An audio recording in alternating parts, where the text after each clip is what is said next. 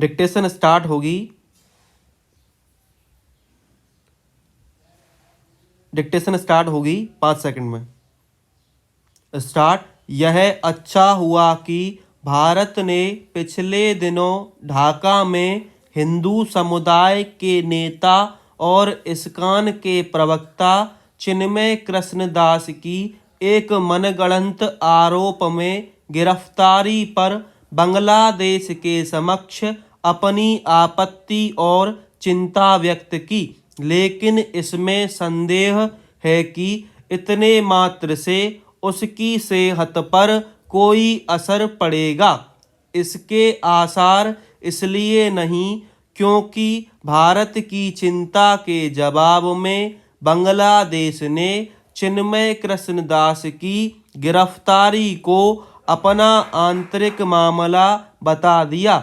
बांग्लादेश को इसकी इजाज़त नहीं दी जानी चाहिए कि वह हिंदुओं के उत्पीड़न से आंखें मूंदे रहे, और यदि उसके रवैये पर सवाल उठें तो वह उसे अपना आंतरिक मामला बता दे।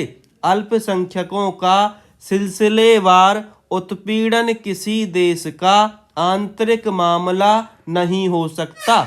यह किसी से छिपा नहीं कि बांग्लादेश में शेख हसीना सरकार के तख्ता पलट के बाद से किसी तरह हिंदू और अन्य अल्पसंख्यक कट्टरपंथियों निशाने पर हैं।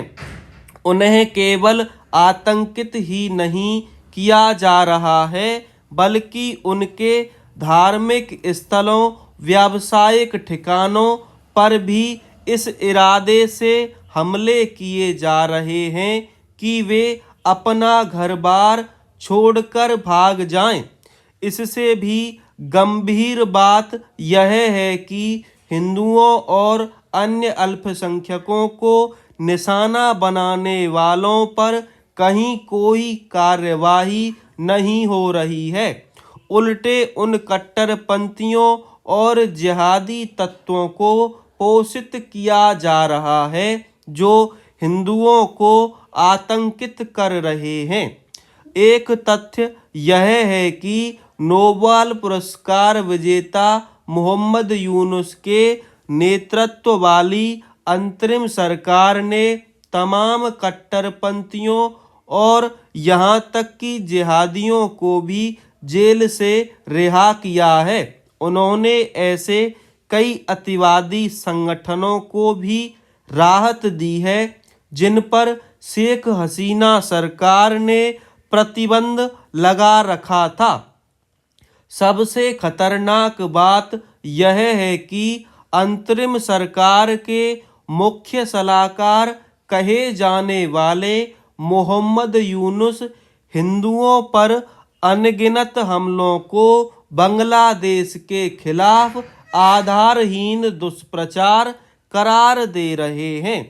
यह तब है जब कई देशों के नेता हिंदुओं पर हमले को लेकर चिंता व्यक्त कर चुके हैं। इसमें डोनाल्ड ट्रंप भी हैं।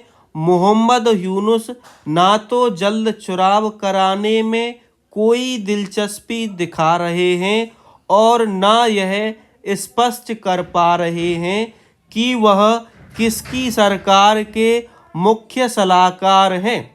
यह मानने के अच्छे भले कारण हैं कि बांग्लादेशी सेना उनका इस्तेमाल अपने मुखौटे की तरह कर रही है और वह भी उसकी कठपुतली बनने को तैयार है।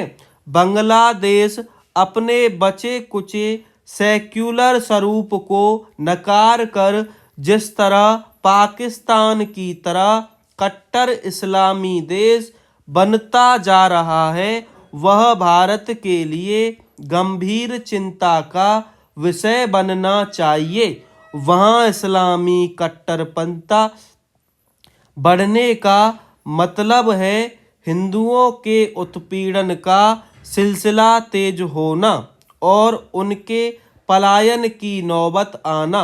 सच तो यह है कि तमाम बांग्लादेशी हिंदू भारत आने को तैयार हैं। ऐसा इसलिए है क्योंकि वहाँ के हालात उनके प्रतिकूल होते जा रहे हैं।